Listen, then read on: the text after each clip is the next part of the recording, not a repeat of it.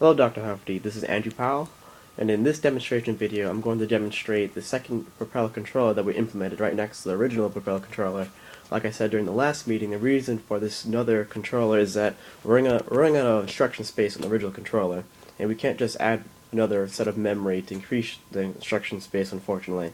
So to get around this problem, we have a second propeller chip here.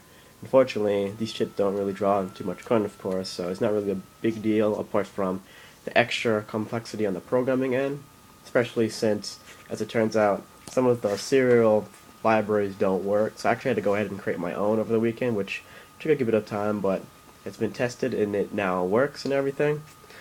In this demonstration video, I didn't have enough time to actually connect the entire system together. Like the wireless stuff is not in yet. Right now, on the second controller, I have the PWM and the other driver stuff implemented onto it, but it's not connected directly to the motors just yet.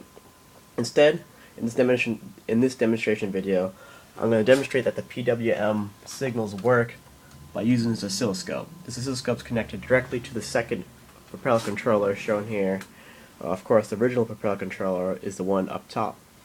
But to begin, I'm going to switch on the entire system. It might be kind of hard to see, but I have a bunch of flashing lights to indicate that both propellers have been turned on.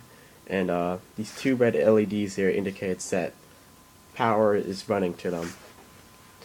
And as you see here, it might be kind of hard to see, but as I toggle this button, this green LED toggles on and off.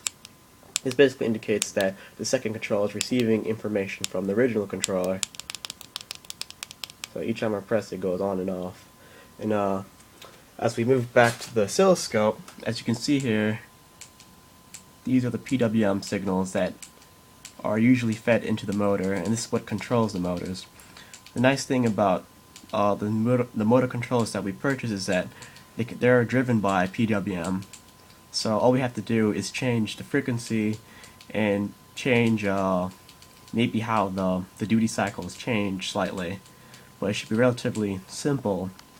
Just have our fingers crossed, but it should be relatively simple to implement once we get our motor controllers. But basically that concludes this demo.